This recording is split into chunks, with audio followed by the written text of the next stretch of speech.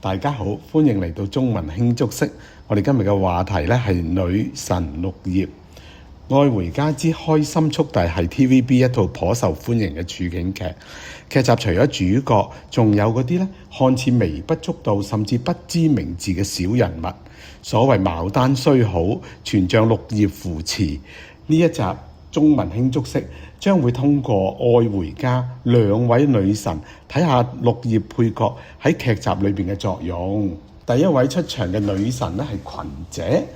喺劇中，群姐咧係接龍集團清潔部嘅員工，後來成為接龍集團收風機，人人都可以俾錢嚟到向佢買情報嘅喎。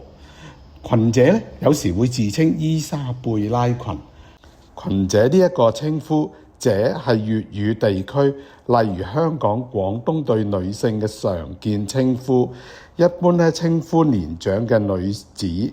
呢個稱呼咧，或許係尊稱，或許咧係調侃。群姐呢一位年長嘅清潔女工，性格爽朗搞笑，深受觀眾歡迎。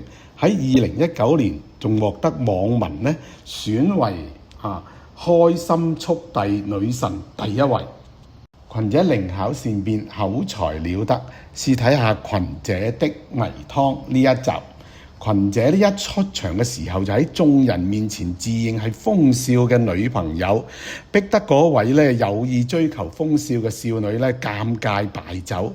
風少好嬲啊，遷怒於群姐，但係群姐咧隨即送上美味嘅湯水，令到風少咧暖在心頭，仲向大小姐承認，因為唔想其他人誤會群姐係佢女朋友，而設計陷害群姐，並且請大小姐咧唔好辭退群姐添。群姐咧就利用呢一個時機咧就同呢一個風少嘅緋聞咧，係吸引其他嘅追求者，帶動整個故事嘅發展。愛回家另外一位女神綠葉就叫食屎陳師奶。據講咧，食屎陳師奶亦都曾經獲網民選為開心速遞女神嘅第4位，人氣絕對唔差㗎。師奶咧本來係粵語地區咧對已婚女性、家庭主婦等等嘅稱呼，亦都可以叫做太太啦，或者阿太啦。以前社會嘅鄰舍關係密切，左鄰右里之間咧經常互相照應，喺屋企咧照顧孩子嘅女性咧會以師奶嚟到相稱嘅。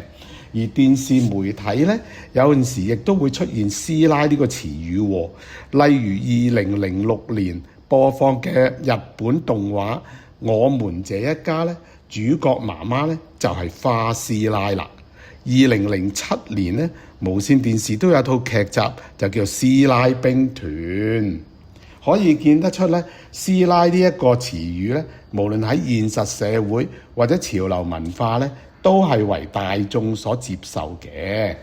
食屎陳師奶就並非一般師奶，點解佢叫做食屎陳師奶呢？大家不妨咧可以睇翻有一集叫《陳師奶的食屎傳說》，就會一清二楚啦。至於食屎陳師奶嘅性格，大家係咪都會經常記得佢向根叔借豉油呢？貪小便宜係咪？同埋咧，大家甚至乎懷疑佢另有企圖。嗱，佢為人八卦，喜歡打聽別人嘅私事，又囉嗦啦，愛管閒事啦。不過正因為咁樣咧，佢同洪家咧就經常發生咗好多好有趣嘅互動嘅故事。